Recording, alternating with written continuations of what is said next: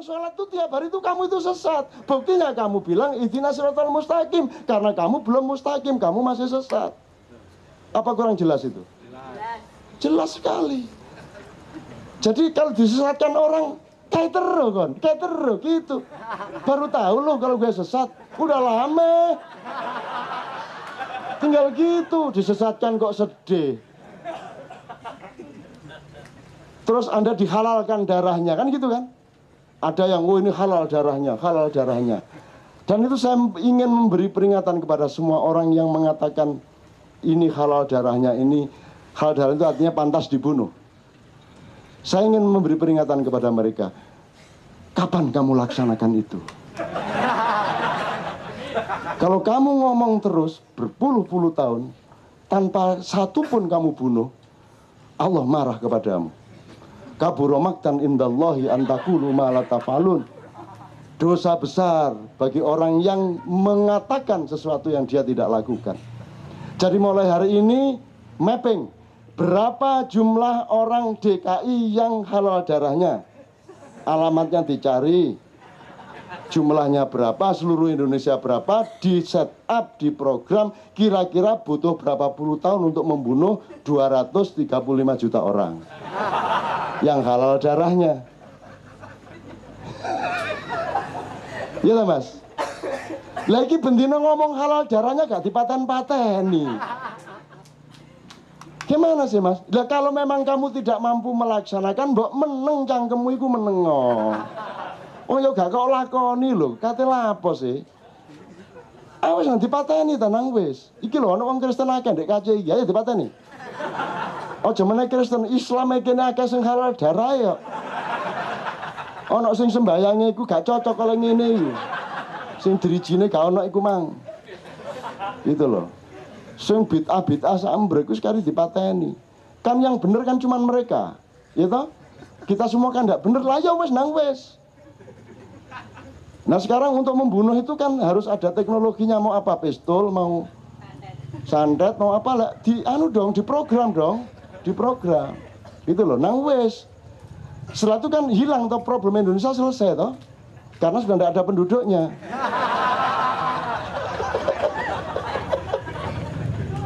Oke, gitu ya. Pertanyaan terakhir tadi,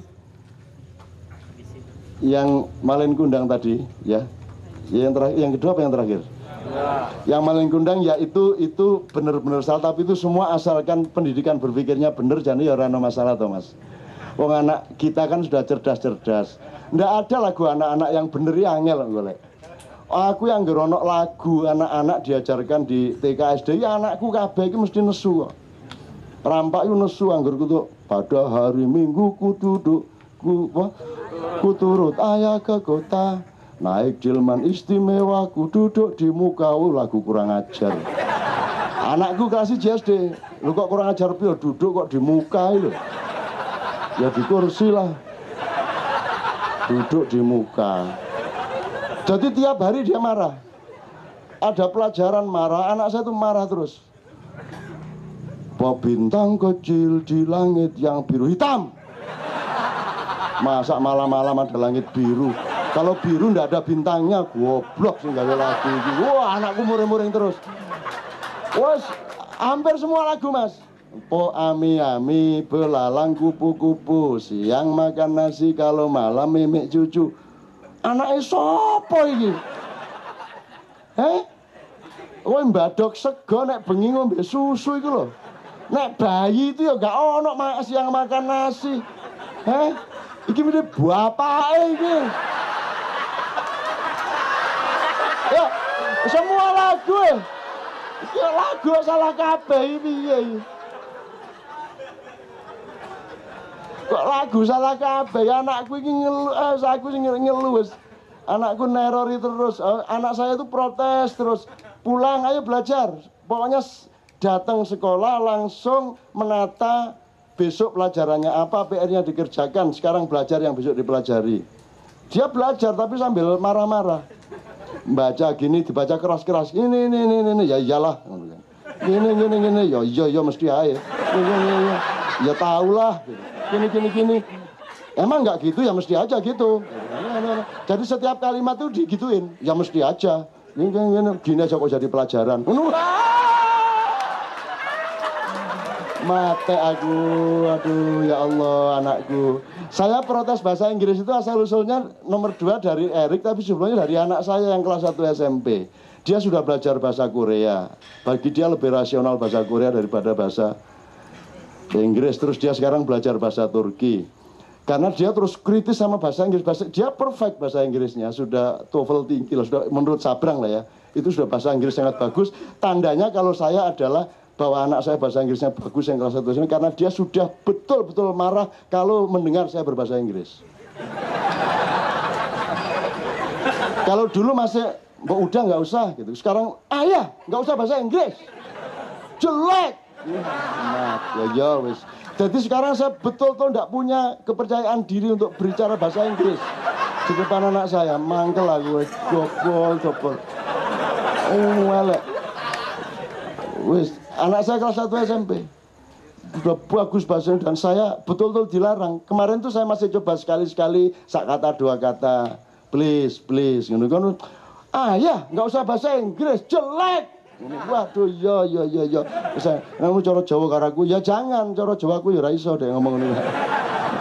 Nah, gitu teman sekalian. Jadi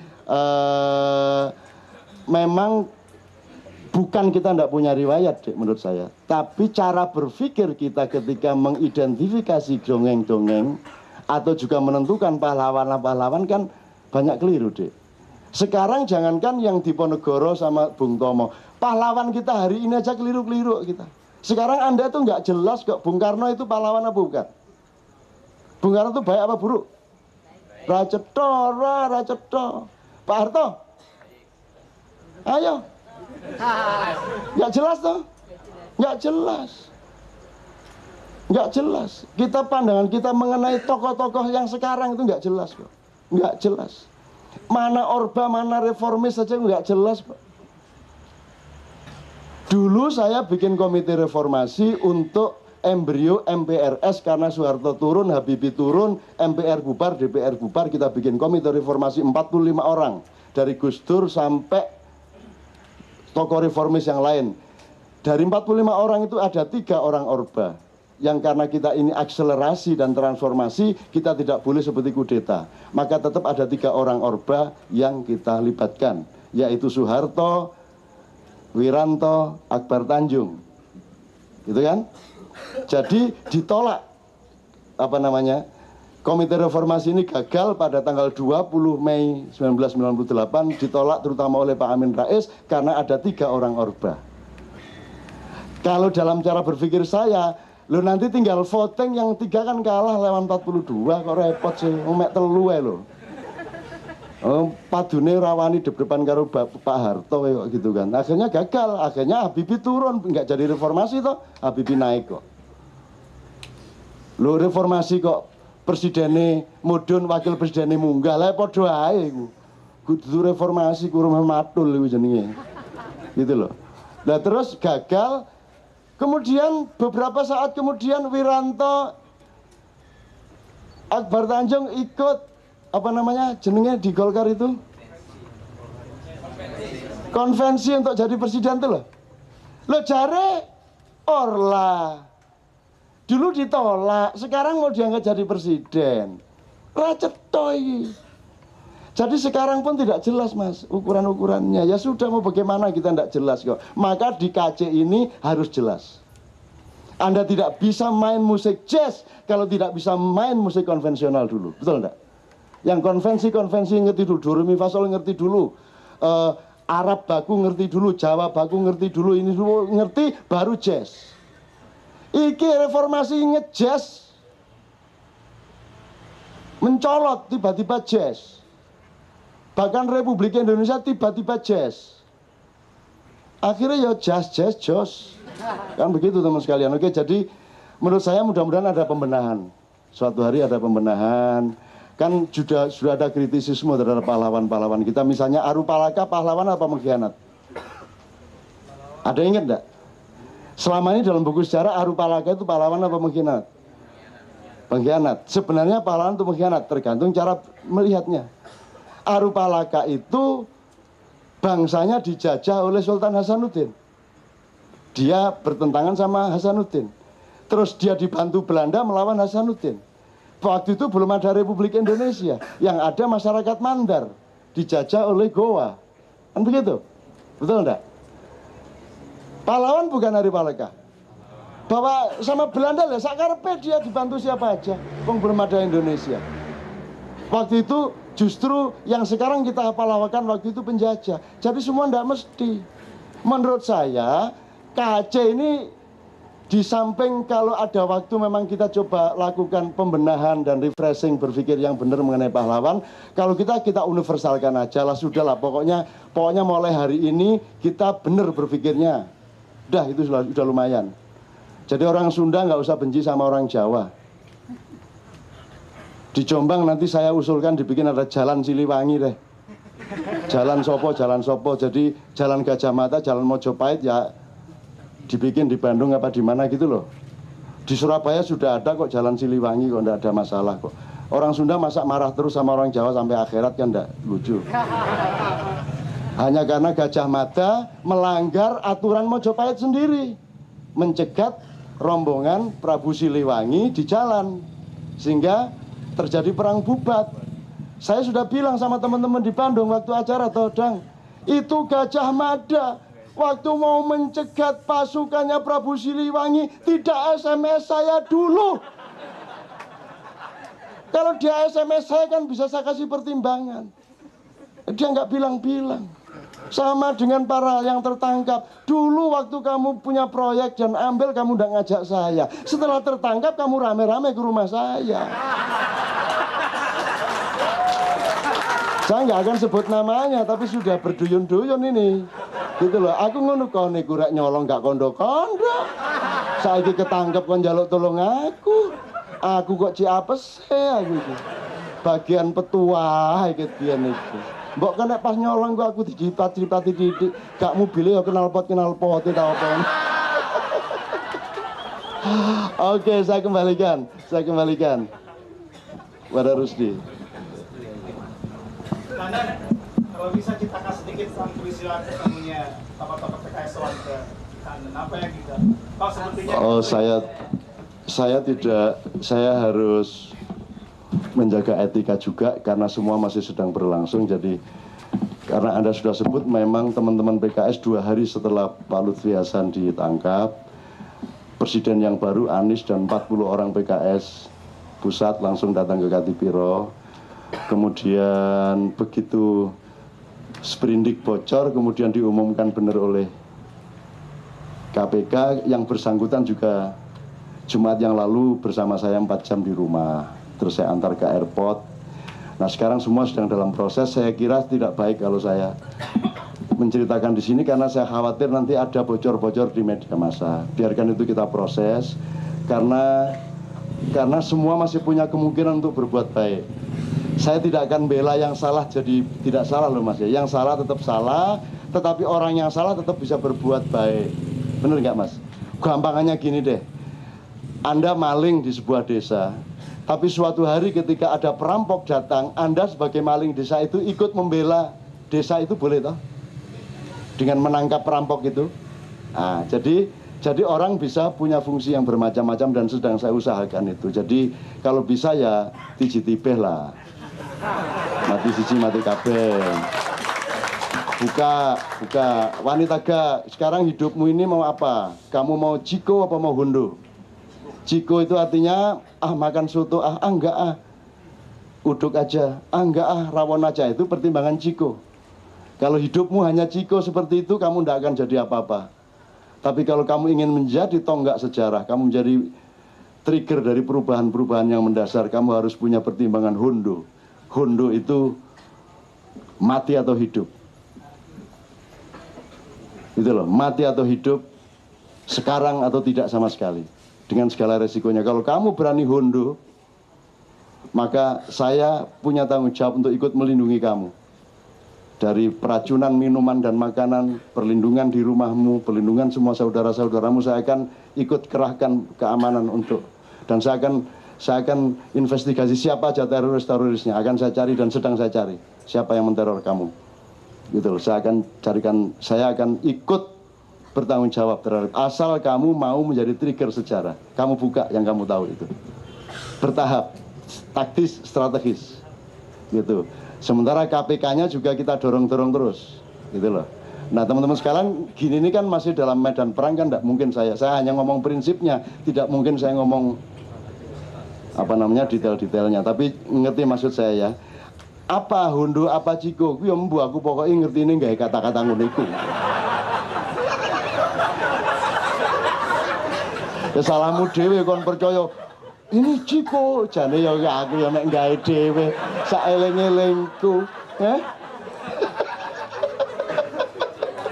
Itu bahasa apa cak? Ya salahmu dhewe. Angkon niku didik kapusan tak apusi kan.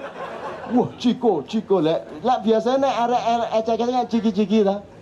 Ciki-ciki tak gawe ciko. Wah, terus hondo iku lak rada abot hondo.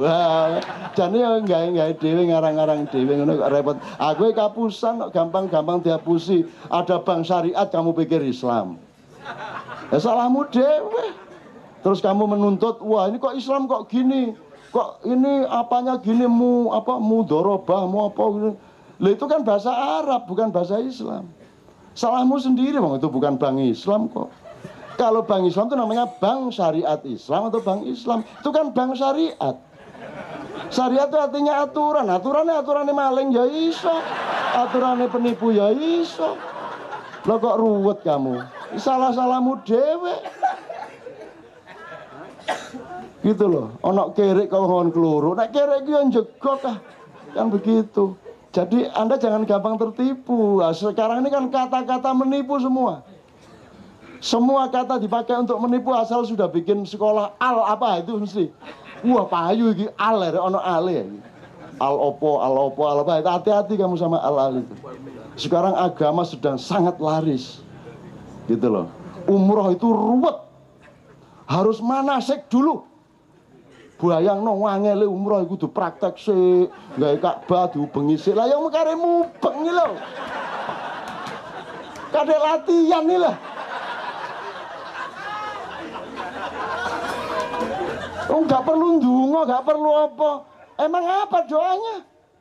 Itu cuman sedikit lah halo-halo Bandung gampangannya. Cuman labbaik Allahumma labbaik. Cuman itu tok kok. Labbaik la syarika lak labbaik. Mengono tok, itu tok. Selebihnya kamu itu sakarepmu Gusti.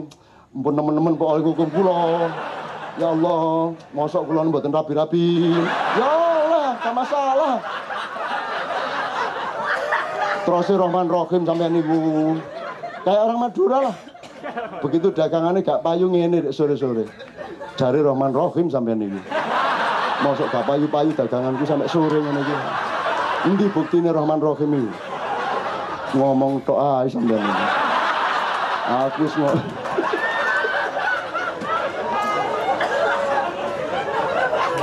itu saya cerita-cerita gitu wah pokoknya orang Arab campur Madura lebih sadis lagi. Begitu ndak kabul diancam.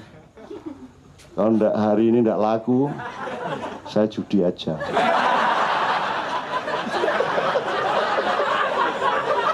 Gusti Allah gopo kabeh brel. Dipayakno brel.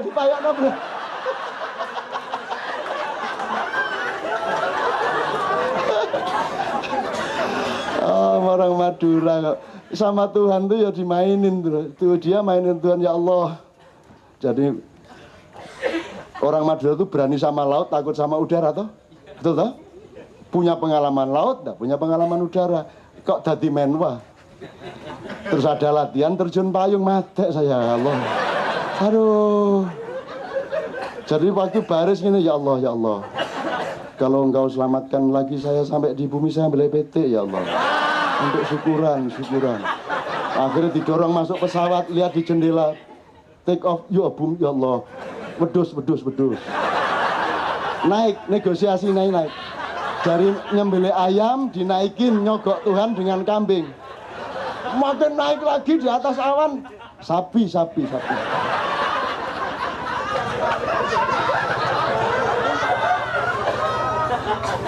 Udah, baris, pasukan. Akhirnya baris depan pintu disorong. Sapi. Disorong, surat, 3 sapi, terjun.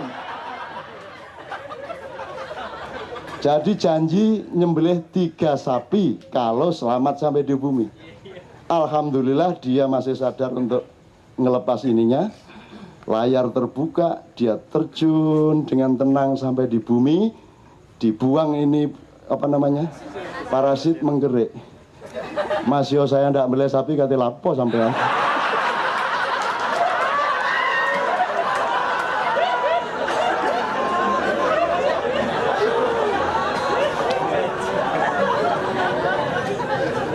Masya Allah sampai hamanya bertengkar soal sapi. Masa sampean nagih sapi sampean maha kaya apa gunanya? Meskipun saya tidak sembelih sapi ya sama bagi sampean. Iya coba, wong kendel kayak ngono kuwi. Agama rusak kabeh. Gitu loh, makanya agama di Madura itu bukan Islam NU. PT NU kabeh. BBNU kabeh NU kabeh pokoke NU agamane NU. Gitu loh. Jadi dimulainya rusaknya bahasa itu ya dari Madura aslinya. PSSI tanding di situ di Senayan. Nggak punya karcis, pengen nonton lawan Malaysia waktu itu. Masuk. Potong sik di cepak nang masuk. Karcis, Pak. Anggota, Pak.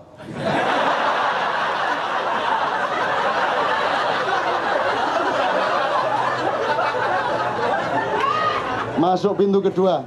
Karcis, anggota. Sini, bentar. Anggota apa? Anggota koperasi, Pak.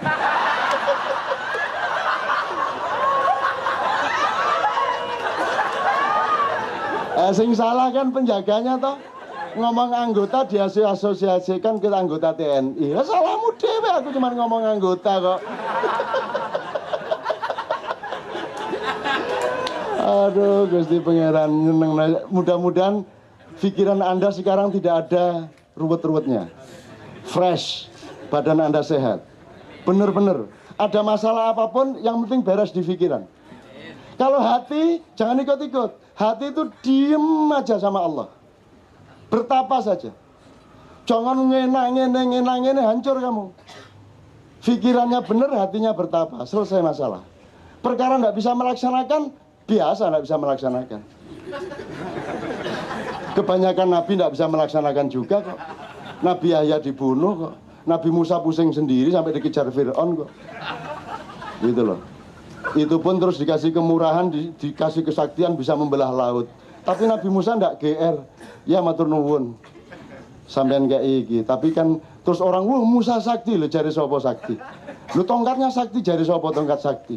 Lah itu bisa membelah laut itu lak mang dikongkon. Menekon ngene meneh gak belah pikorone. Siapa bilang sakti? Ndak ada sakti kalau dikaji sederhana. La haula wala quwata illa billah. Jadi kalau ada sesuatu yang tidak mampu kamu jawab, bergembiralah karena itu urusan Allah dan kamu tinggal minta kepada Allah. Seperti orang Madura, ya Allah. Gitu ya. Tunjukkan, buktikan Rahman Rahimmu ya Allah. Terakhir ya, tak kayak cerita mana sing wis tahu. Karena ndak laku-laku, ono wong liwat ndelok barang, enggak.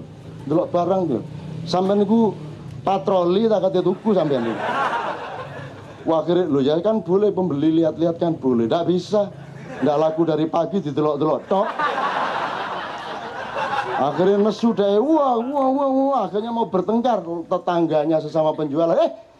Kamu jangan berani-berani. Itu KKO itu. Lah, ndak takut saya sama KKO. Asal bukan ABRI.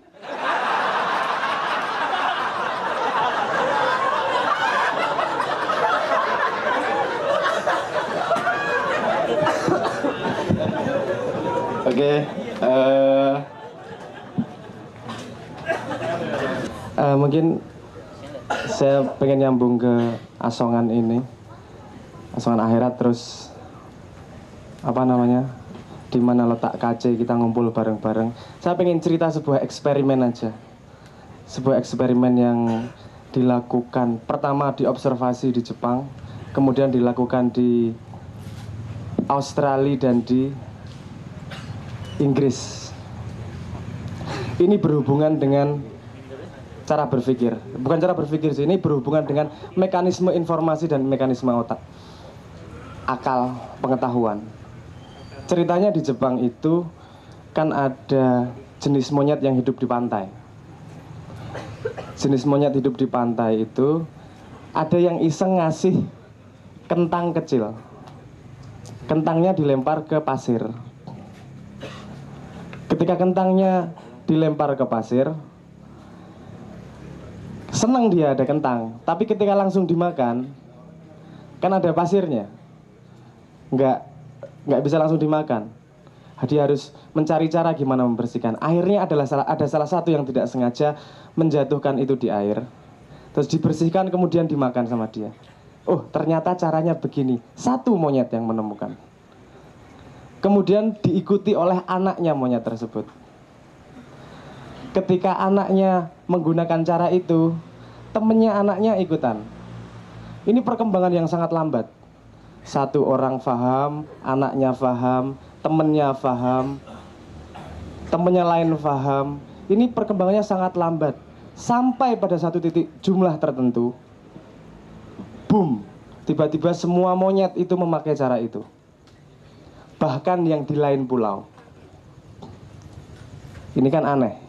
Gimana ini? Yang di lain pulau belajar dari mana? Dapat pengetahuan dari mana ini yang di lain pulau ini?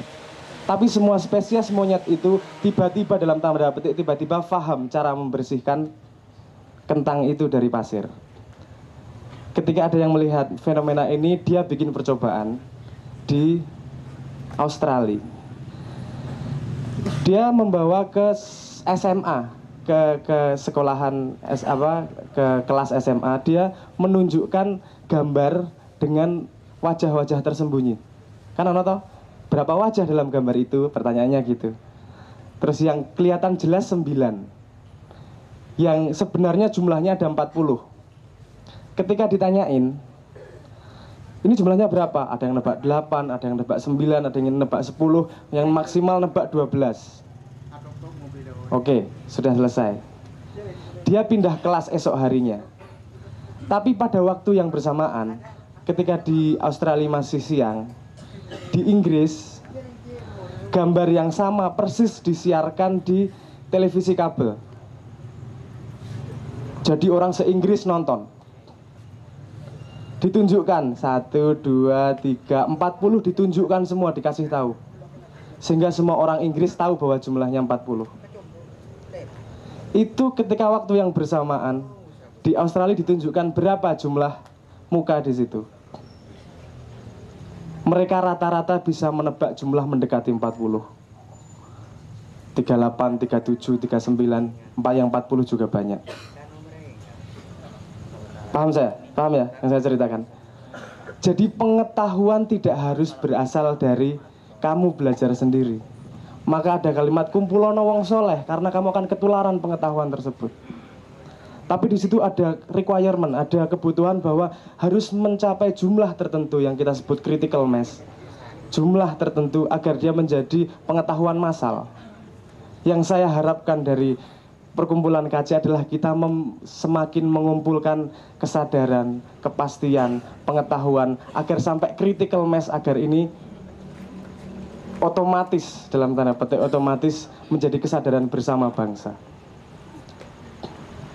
Kalau satu KC bisa mempengaruhi satu kabupaten, kesadaran satu kabupaten bisa mempengaruhi satu provinsi, kesadaran satu provinsi bisa mempengaruhi satu negara. Tapi memang harus melalui critical mass. Sebelum critical mass itu sangat lambat laun berjalannya. Tapi kalau tidak istiqomah, kita tidak akan sampai pada critical mass tersebut.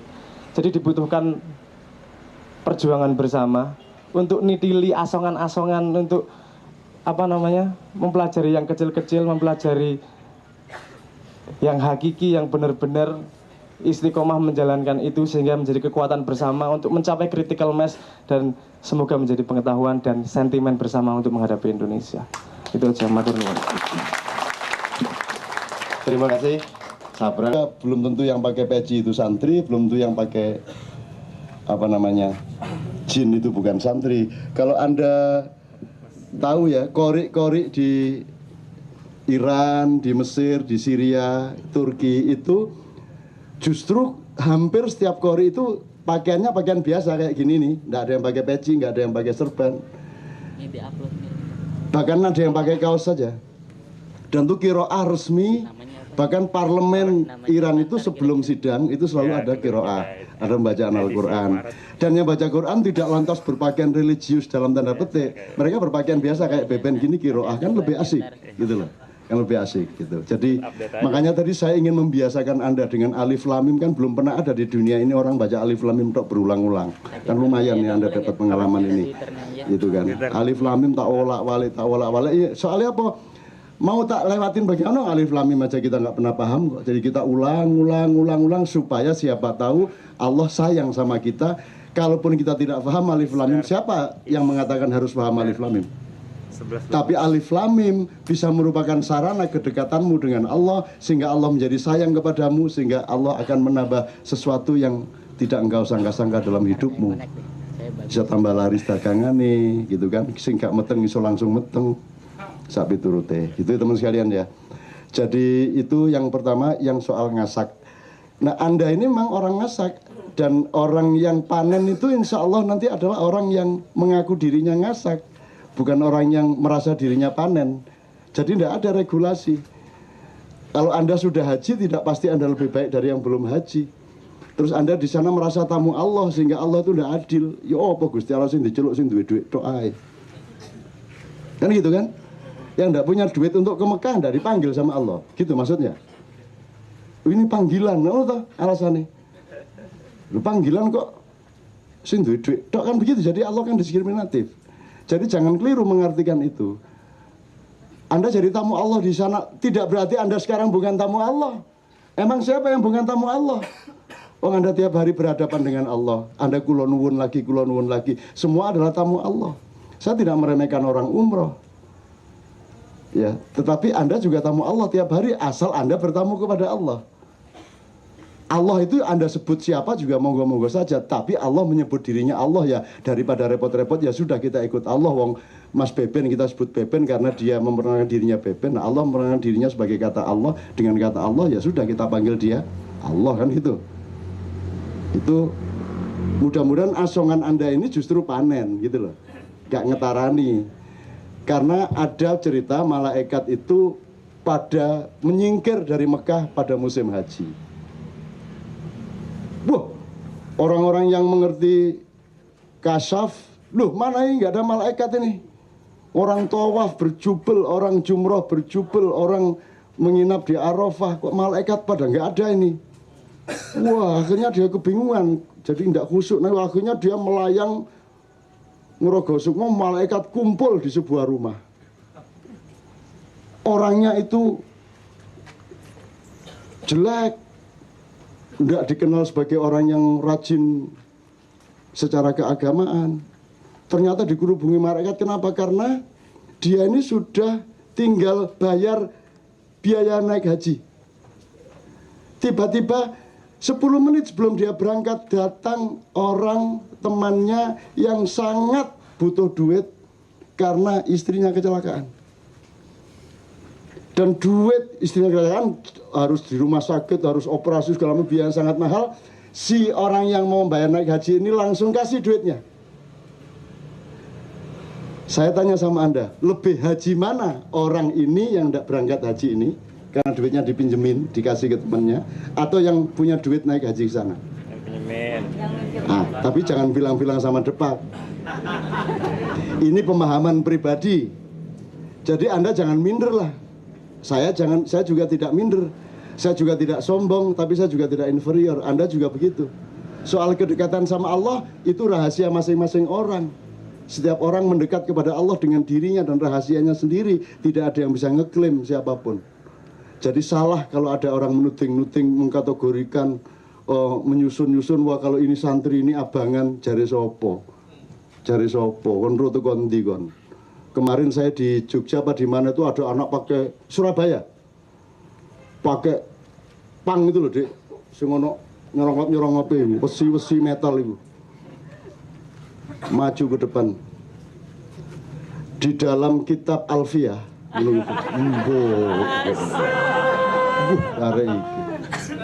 terus dia cerita macam-macam yang seolah-olah dia seorang syekh besar, padahal potongannya potongan arek metal. Jadi nggak bisa Anda, apalagi kalau Anda ingin kesucian, Anda ingin kesejatian.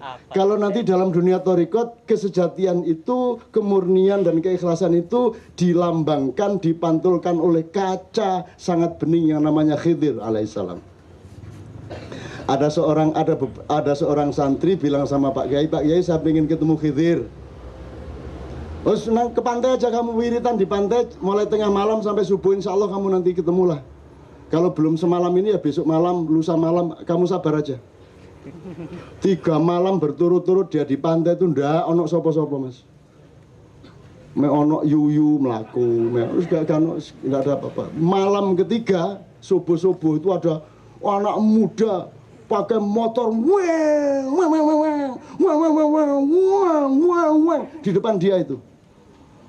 Mesu asu bajingan, aku kepengin kepeduk Nabi Khidir malah ketemu rek gendeng kayak gini. Terus akhirnya dia putus asa pulang. Pak Yai gimana, saya sudah 3 malam ini enggak ketemu, malah ada anak muda ngawur knalpot dibuka beng apa namanya dublek kuping kuwi mergo Kiai. Terus jare Pak Yai ini, lha iku mang Khidir. Lu Khidir kok numpak motor. Lah kon soalnya gak seneng karo arek numpak motor. Kon gak seneng karo arek kurang ajar. Maka Khidir mewujudkan diri menjadi orang yang kamu tidak sukai. Jadi bebaskan dirimu dari kebiasaan tidak menyukai ini, tidak menyukai itu. Carilah ilmu dan rahasia dari semua yang tidak kamu sukai. Maka engkau akan menemukan kesejatiannya. Kan gitu.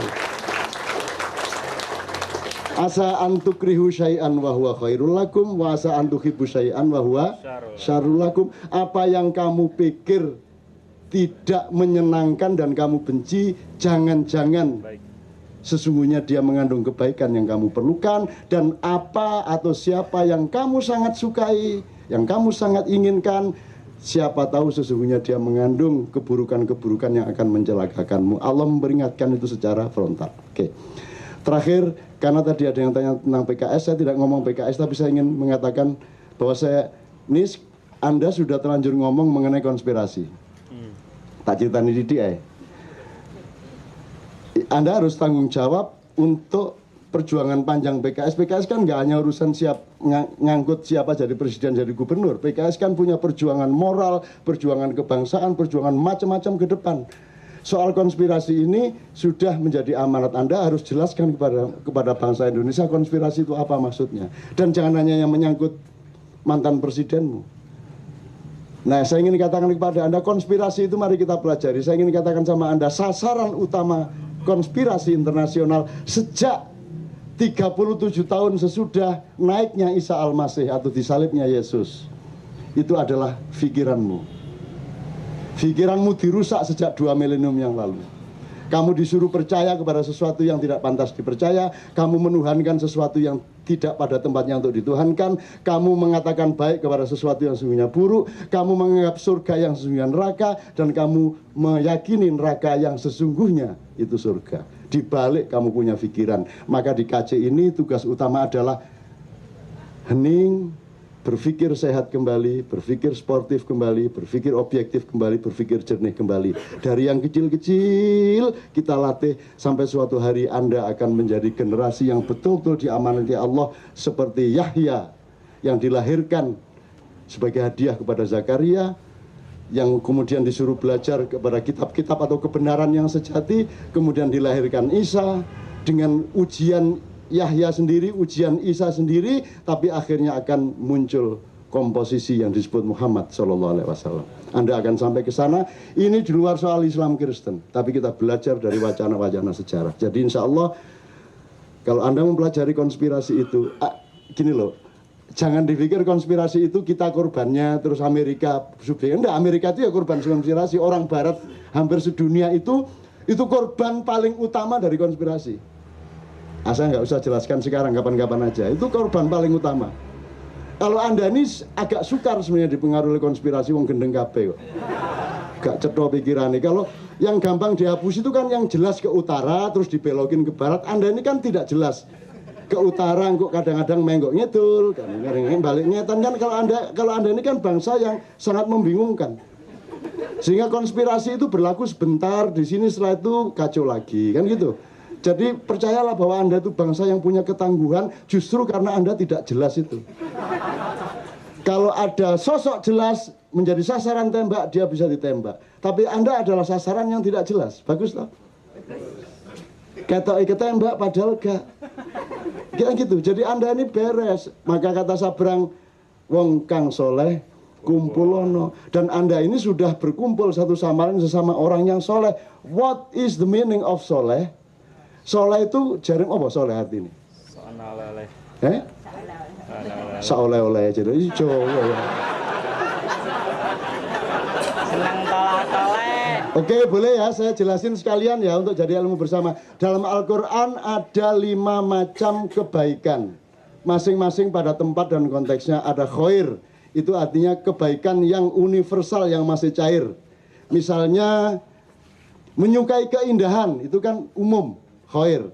Tapi kalau ma'ruf itu menyukai jazz, sudah jelas anunya, pilihannya. Ma'ruf itu kebaikan yang sudah dirumuskan, sudah diuji, sudah diarifi, maka disebut ma'ruf. Terus ada lagi ihsan. Ihsan itu kebaikan yang lahir murni dari diri setiap orang. Anda tidak harus nolong, tapi Anda rela langsung menolong diminta atau tidak. Itu namanya ihsan.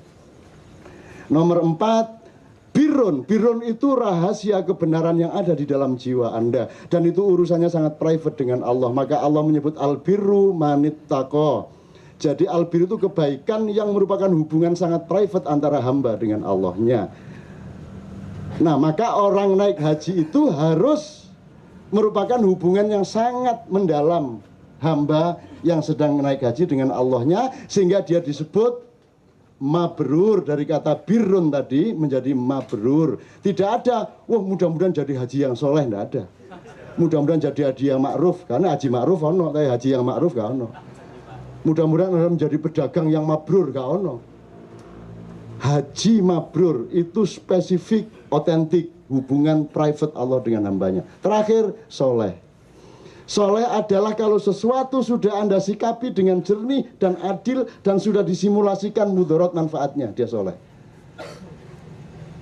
Jadi mau berbuat baik itu dihitung sampai mateng sehingga mudaratnya sangat kecil. Karena kebaikan itu belum tentu baik. Dia harus dilaksanakan dengan benar. Kebenaran tidak benar, harus dilaksanakan dengan baik. Rusdi, saya bertamu ke rumahnya, dia berbuat baik, terus tanya sama saya, Cak sudah minum? Belum, Cak, belum. Terus silakan Cak minum, ini tak ambilin di dapur sudah enggak ceret. Mangap, Cak, terus dicuringin itu.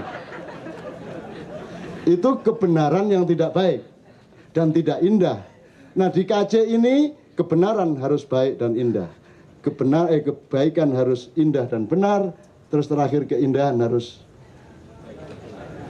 benar dan baik. Pokoknya ketiga-tiganya. Nah, jazz itu sudah kepulan-kepulan gelombang yang sudah mengandung ketiga-tiganya. Kalau Indonesia baru bener tok itu. Tapi dia susah tau kalau mau di-private-kan. Bisa nyanyiin Indonesia Raya pakai jazz, kan susah banget ya. Oh bisa ya? Oke, kalau gitu nanti tolong nyanyiin lagu nasional, maksud saya begitu. Tidak harus Indonesia Raya, tapi lagu nasional yang di-jazzin. Di Amerika kan boleh, Nani, terus pakai apa-apa boleh. Pakai seriusa boleh, segala macam. Di Indonesia kan harus gini, Indonesia, pokoknya kaku, jujur. Jangan gak apa-apa. Indonesia tanah airku. Lah arek Melayu kok Madura kok sinaune pesantren masuk Indonesia iku lak tentara. Anak Madura ya seje.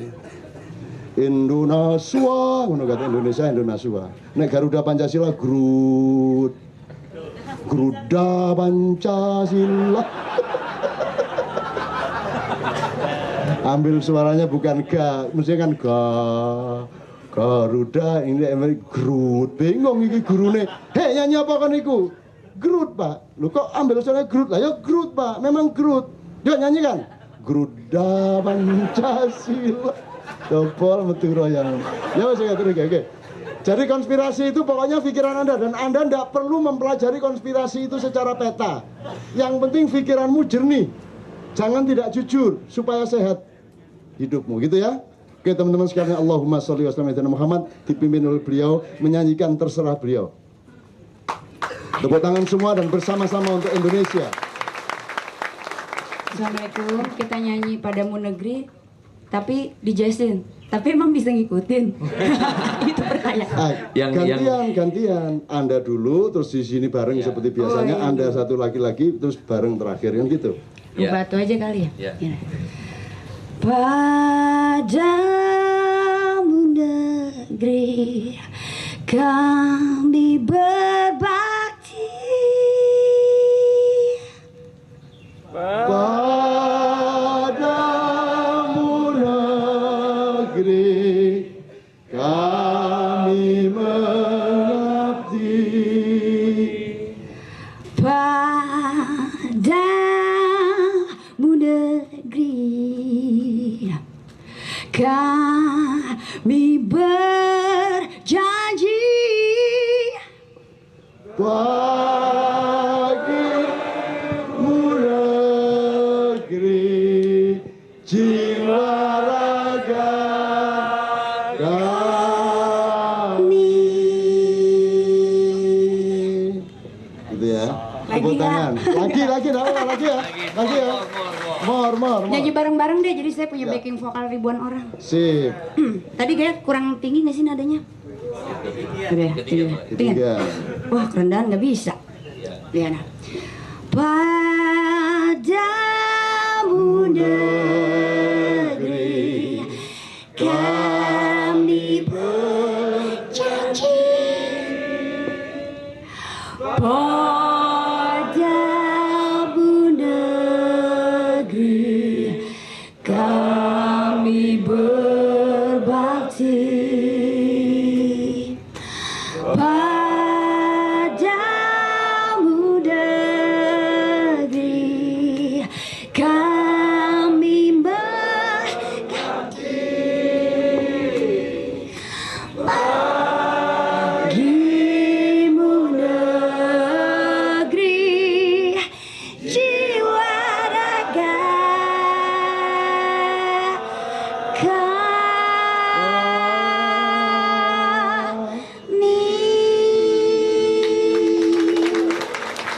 Oke. Terima kasih, mantap banget, terima kasih. Berarti besok ada inisiatif lagi, ide lagi, lebih matang. Teman sekalian sekarang boleh memejamkan, boleh tidak, tapi minta kepada Allah.